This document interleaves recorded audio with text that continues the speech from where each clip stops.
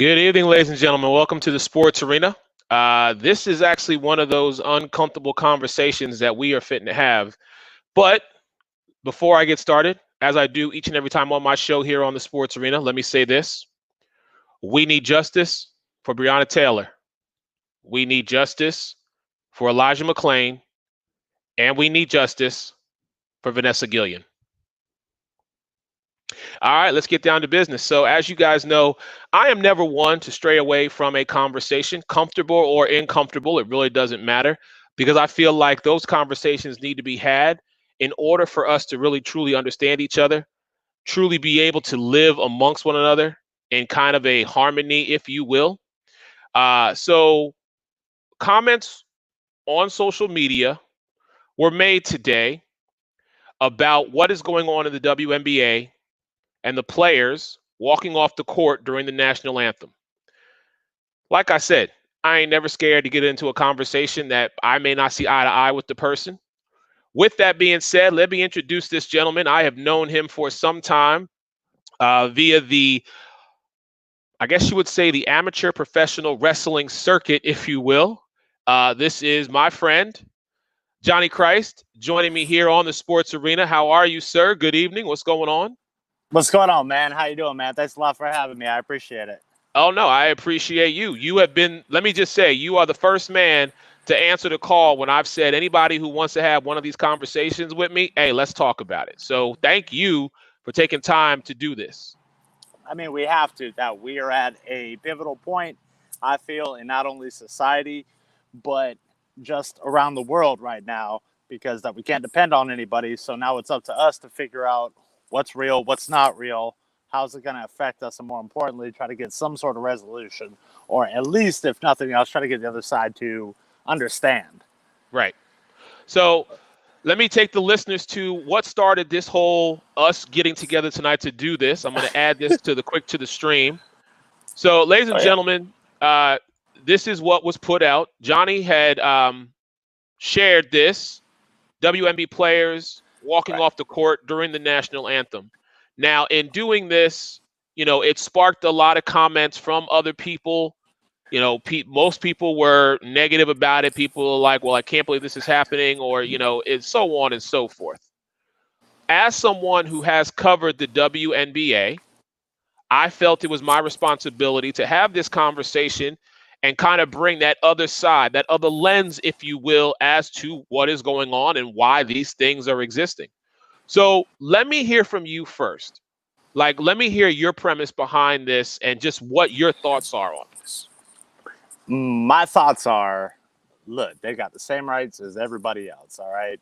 I didn't agree with the fact that Kaepernick chose that, because that's what started all of this, because nobody would be doing anything had it not been for him. I get that. I feel like he was a second-string quarterback trying to grab at an acorn that spiraled into something more when it no longer becomes about the cause, because I'm not seeing a whole lot of consistency. So now people are calling for the arrest of this gentleman, this police officer in the Breonna Taylor case. Like, it goes back to what I've always said on my show and in public. I've been very vocal about this. People have to send a consistent message. You either believe in what the law says, or you're trying to take a morale stance on it. Okay. And sometimes you can't have both, because you got to understand one in order to have empathy for the other. But I will say this, first and foremost, that I support the cause of Black Lives Matter. I don't know a single person who doesn't. The group, well, that's another topic for another discussion. Okay. But the message is there. The message is true because the message is important. But I don't know about completely walking off. It's like kneeling was never about, or based on what I've read and based on what people in the public have said, it's never been about protesting for the flag. So if it's not about the flag, exactly, why walk off? Why walk off? So let me kind of not only educate you and I, but also those who are the three people who are actually watching this video right now. You're absolutely right. This was never about the disrespect of the flag. This was about taking a stand, or in this case, a knee, or in the WNBA's case, walking off on something that they cannot, in their hearts, they feel does not represent true equality. The national anthem Right. does not represent true equality. If you listen to the entire, all the words, not just what we hear in, in stadiums and at arenas and stuff, but if you listen to all of the words of it, it does not represent equality. And Okay. so therefore, with the women of the WNBA walking off, that is part one, if you will, of their stance. The second part is it's been 144 days since Breonna Taylor was murdered. And I said this on another podcast that I was on. A woman who was going to be an EMT, a woman who was sacrificing her life on the regular in service to others. And because law enforcement got the wrong address, they lost a frontline individual who willingly and knowingly was wanting to go out there each and every day and put her own life on the line for the sake of saving other people. Meanwhile, the three individuals involved, and I will never mention their names, even though people are saying now that we should start calling them out individually, I will never give them that satisfaction. But I will Fair. always give Breonna Taylor's name that respect.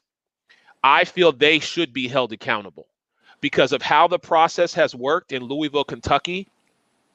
It only benefits these three men and not her. So there's another reason why it's not equality. I am glad the women of the WNBA have decided that as an organization, they are going to honor this woman. And make no mistake about it, I will agree with you that you can do all the talking that you want to do, Right.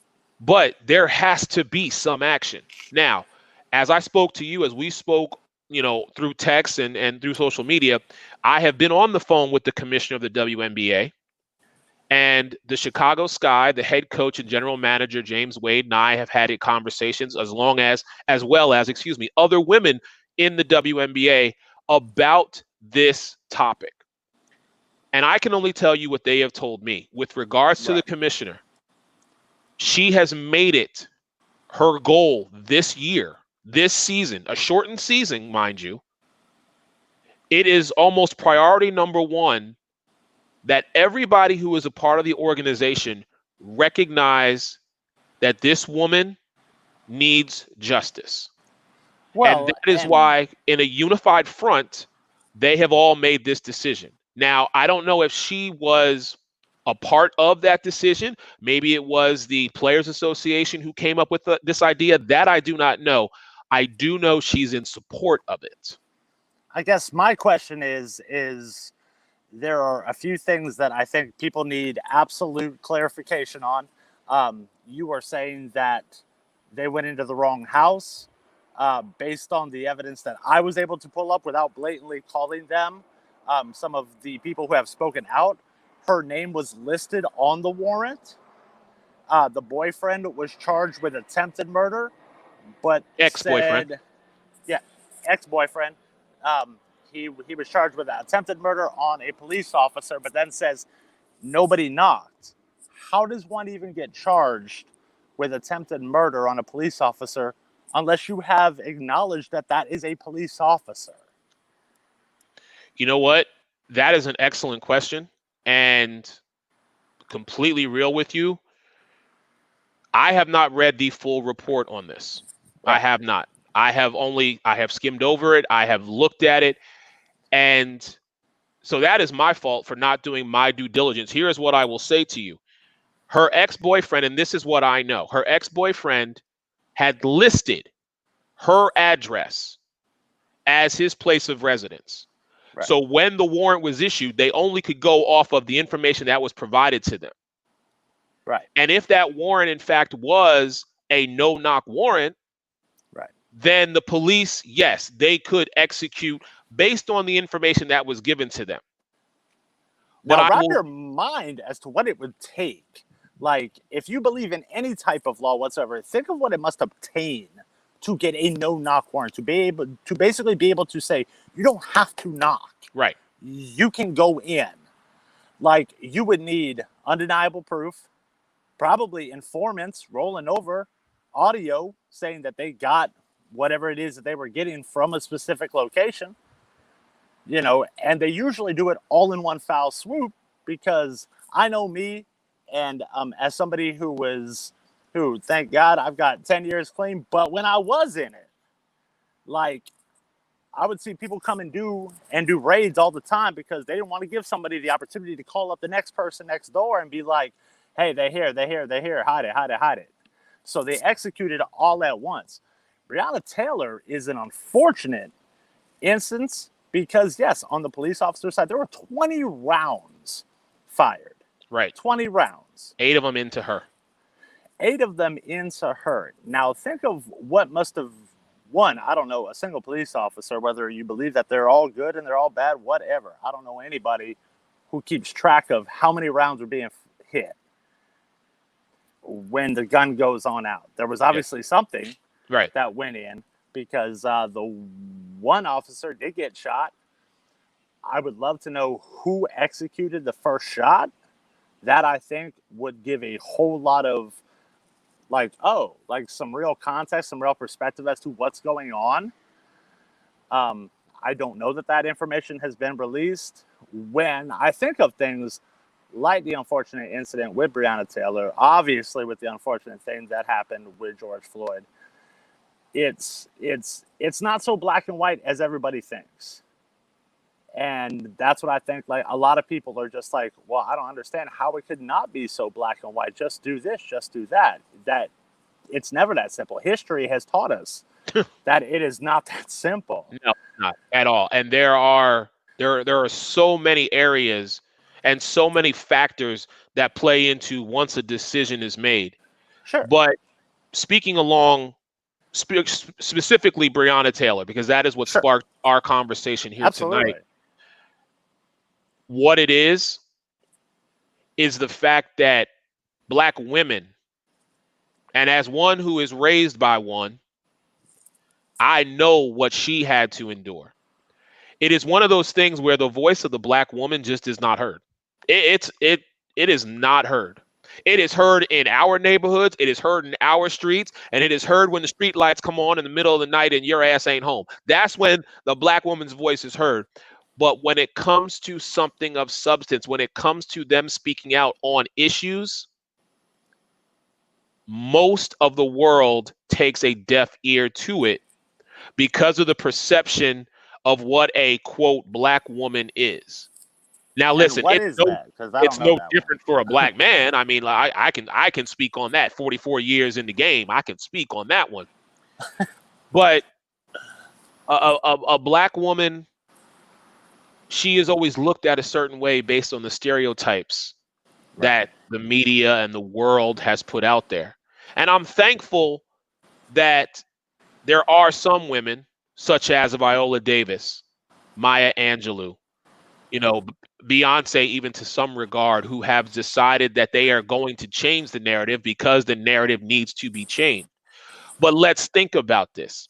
And we can go back as far as 5-10 years. I don't like using this analogy, but it's one that I'm going to bring up because I feel it may make sense to a lot of people. And I don't know these women. So please, I'm just going off of what I see and how I perceive America to see them.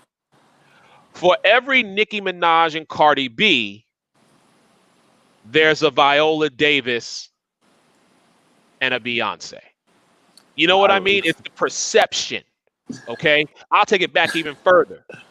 For every Little Kim, she looks horrible now. She looks horrible now. She looks like an alien. But listen to me now, because that's the perception. You know what I'm saying?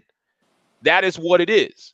Black women have always had to appear one way or the other. There was no gray area with them.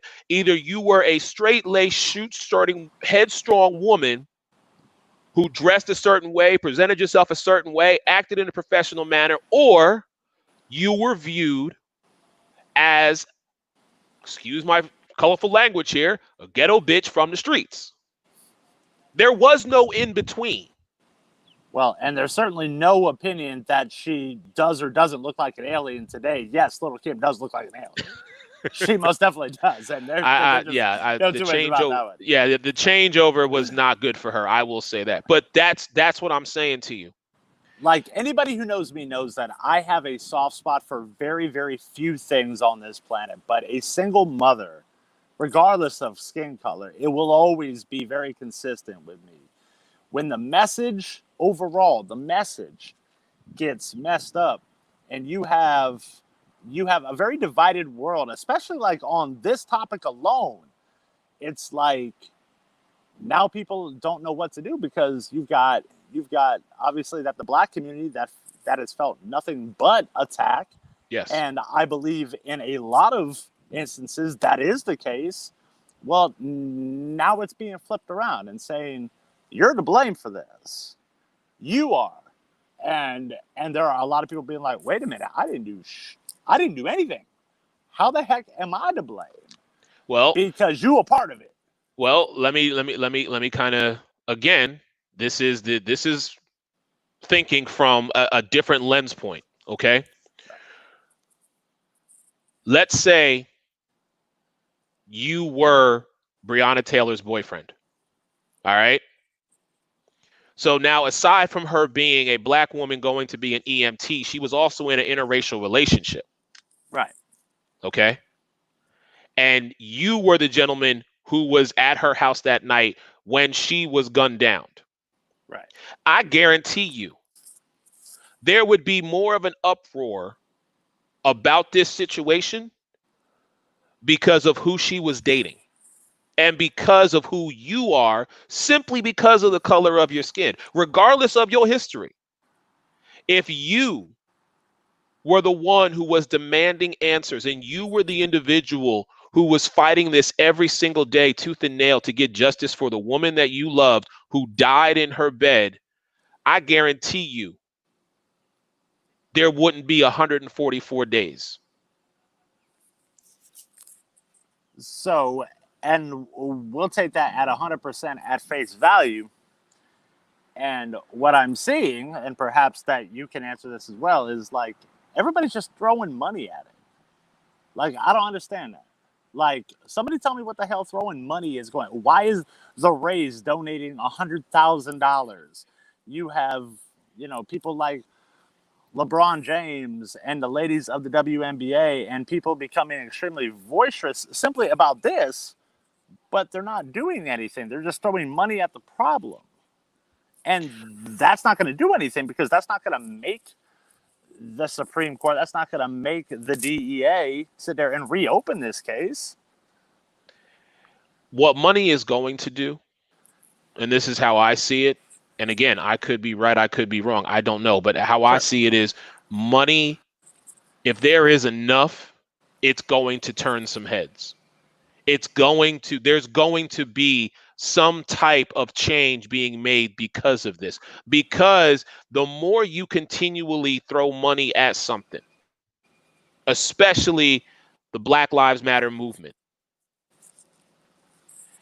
especially when it comes to making sure that the legal fees and that the best individuals are hired so that they can really go about this in a way that I like, the way Killer Mike says. You have to strategize, you have to mobilize, and then you have to operate. And that's what I see. No, I agree with that. So if there is this, if we passing the plate around like they do in Baptist churches on Sunday, when you get to that point, when you get to that goal, at that point, then you've removed probably one of the biggest obstacles. And in doing that, now people have to pay attention. Why? Because it's like, okay, you've told us time and time again it's going to cost us this, or this legal fees are going to be this, or in order to do this, this needs to happen. Right. Well, now we've removed one major obstacle. So now what's your excuse?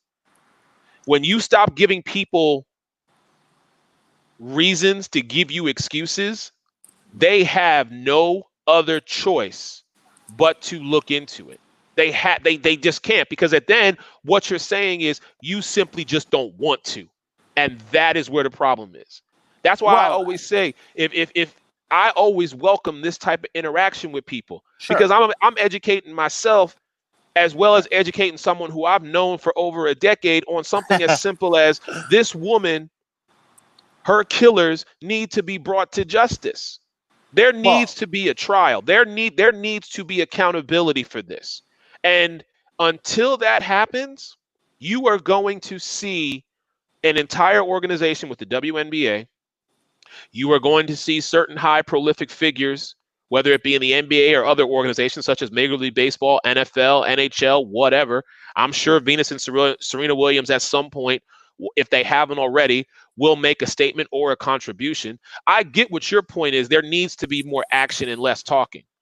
But right. right now, the fact that she is still not the number one trending topic in this country, to me, is a problem, which is also why I start my show every way I start my show, because I will continually say this woman's name until there is accountability, until those three men are brought to justice, until something is done about another innocent Black woman being murdered for So, doing nothing.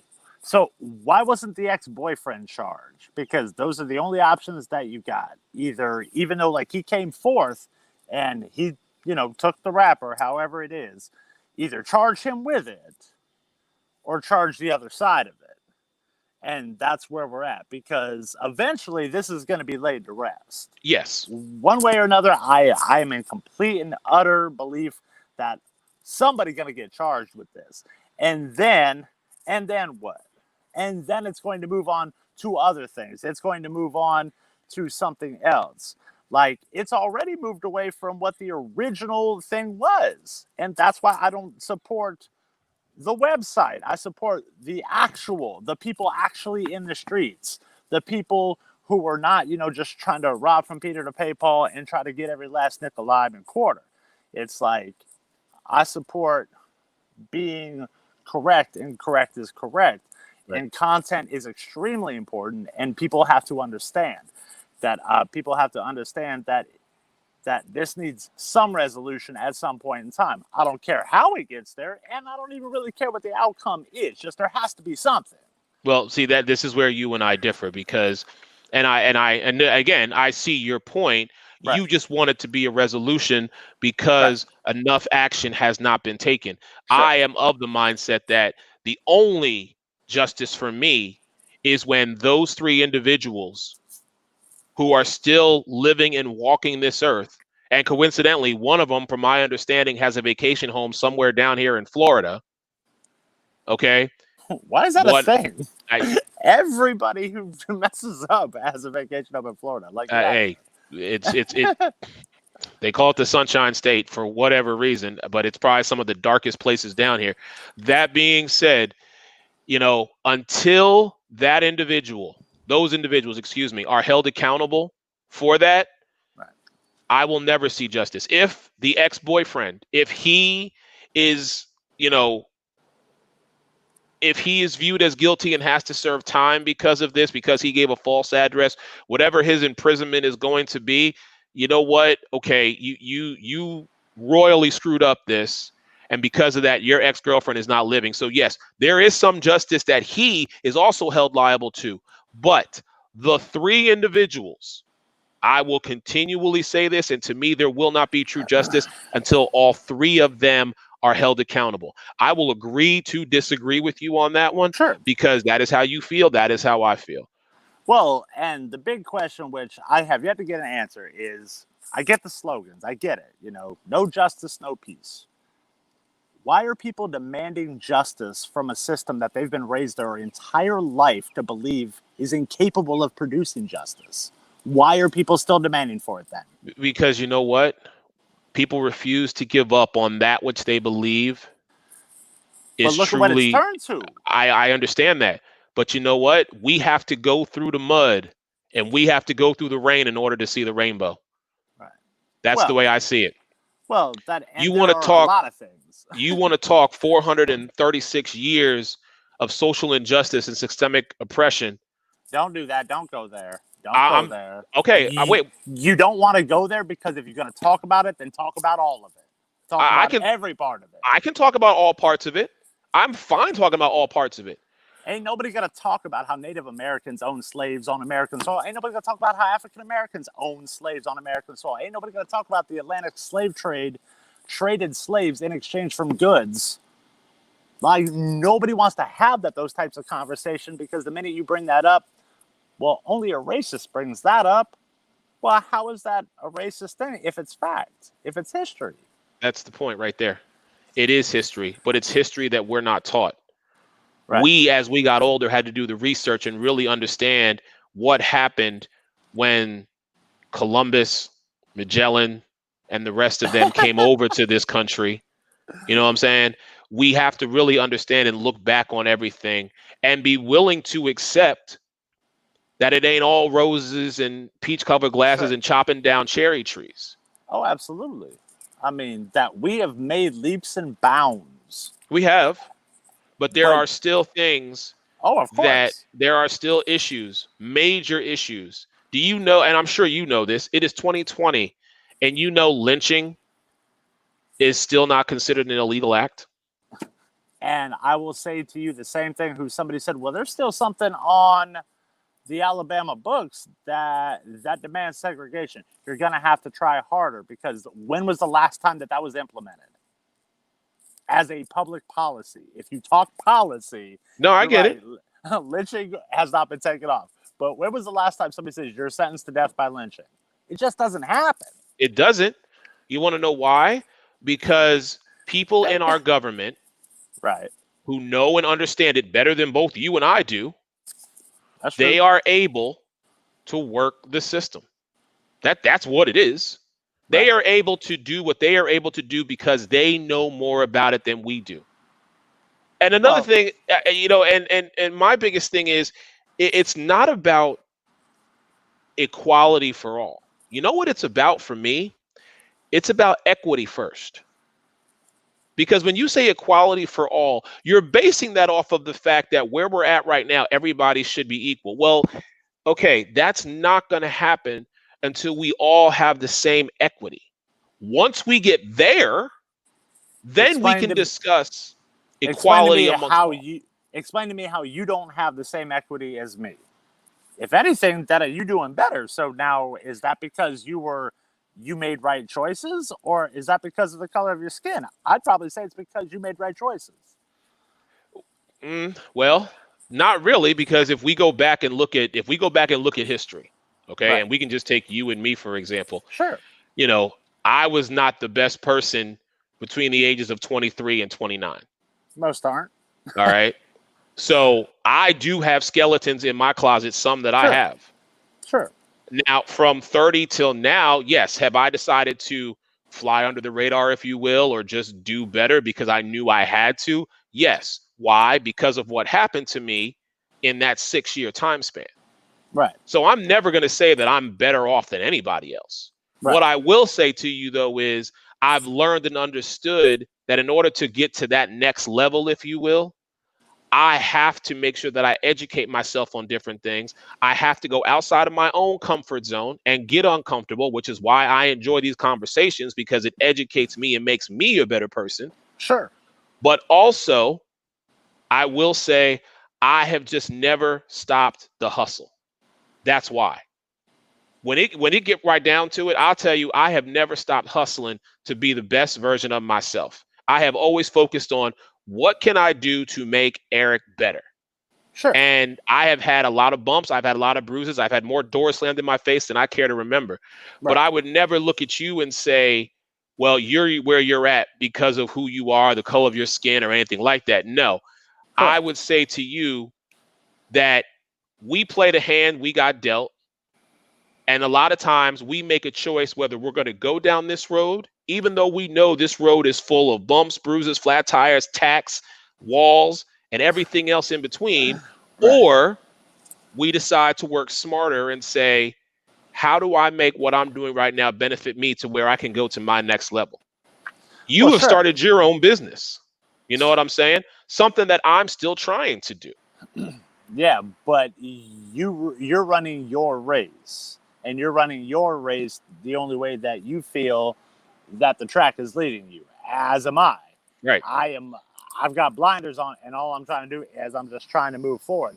Like the biggest obstacles, like for me being like a white guy, as being, I don't care what anybody says, public enemy number one, because that's the worst thing you can be in this world is literally a straight white male. It's like I've listened to everybody. Like I have listened to the things that Shannon Sharp has said on ESPN, and he gets out there. Stephen A. Smith, all of these prolific people, and like there's no unifying message. Case in point, if you and I were to go out and you have one of your friends and I have one of my friends, and we're all hanging on out, and my friend who happens to be white says something messed up or says something jacked up about Breonna Taylor, and I say, no, we're not doing that, and it's not that type of party. Take your ass on. I'm doing the right thing. Great.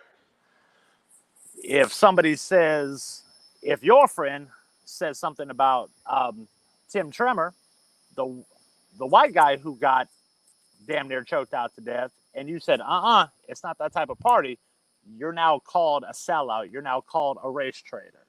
Well, listen. It's not. Listen, I'll be very blunt when I say this. I don't give a damn what people think, feel, act, or say about me.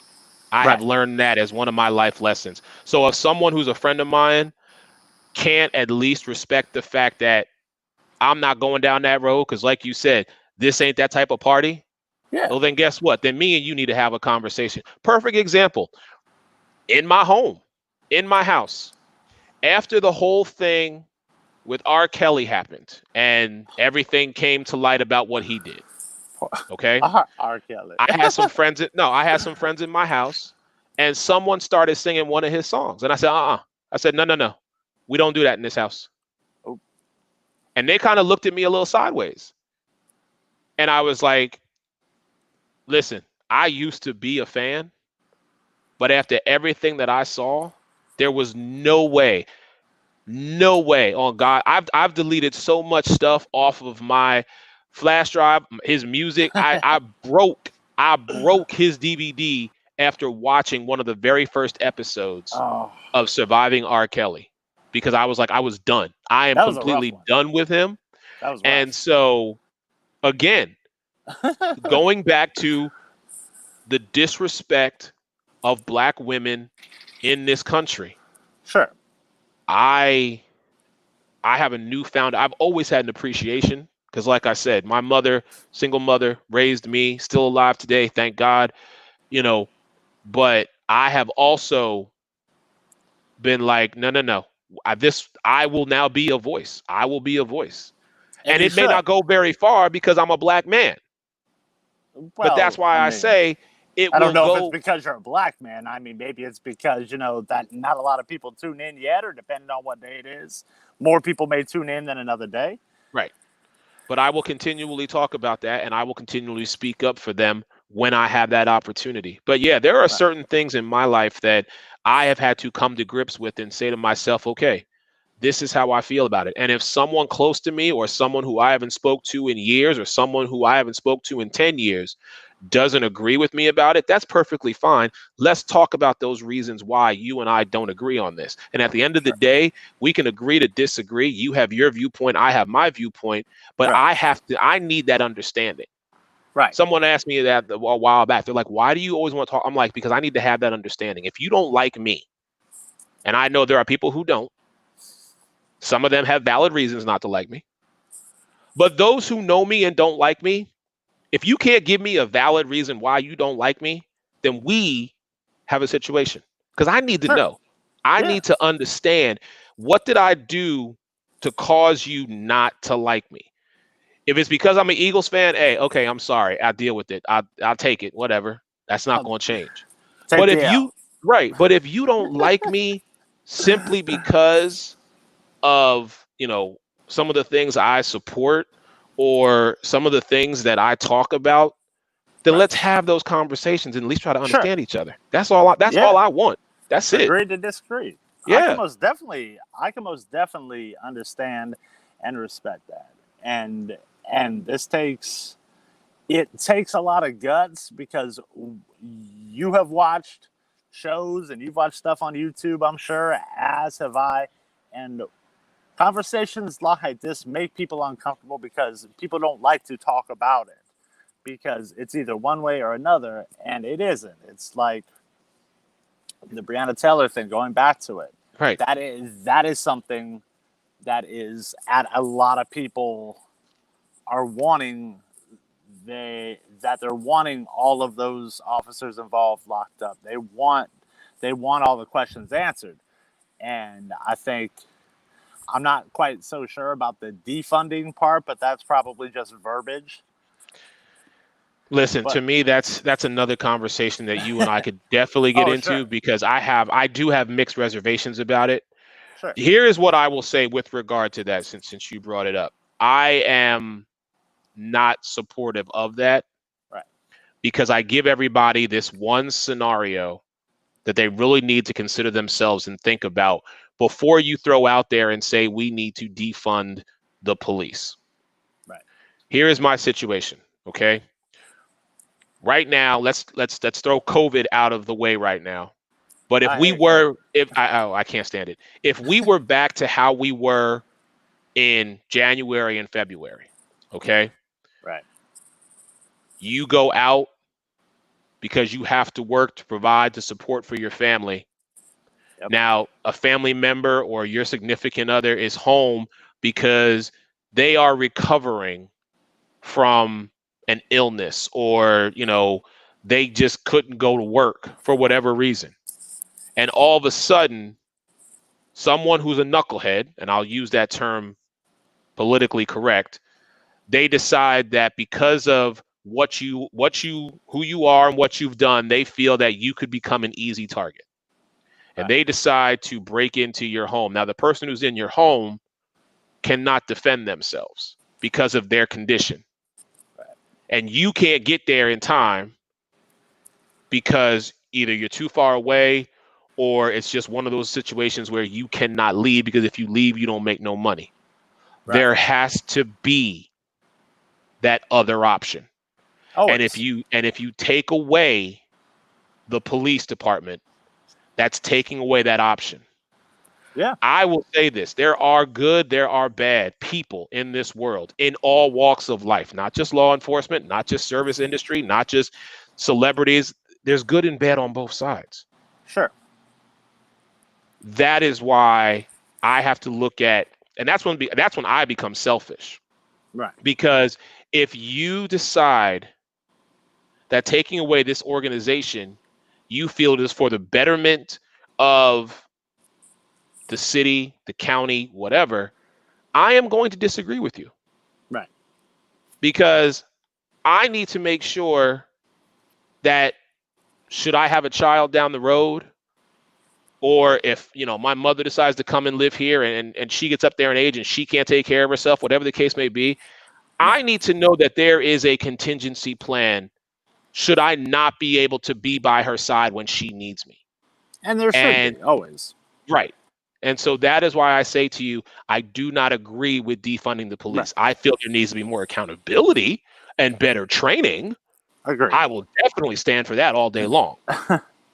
But defunding the police is one of those topics where I always have to ask the people, put yourself in that situation and then tell me you still want to defund them. Right. Yeah, and that situation, and even though that, some people would deem what you just said as a whataboutism, like that's probably a very likely scenario. That is definitely probably one of the more likely, like that scenario. But I'm definitely thinking that these types of things are good, that you don't have to be associated with any type of group or religion or whatever to sit there and have good, common, moral freaking decency. You just don't have to. Exactly. It doesn't mean you're any more or any less about whatever cause just because you ain't affiliated with groups or institutions and things like that. Yeah. No, you're absolutely right.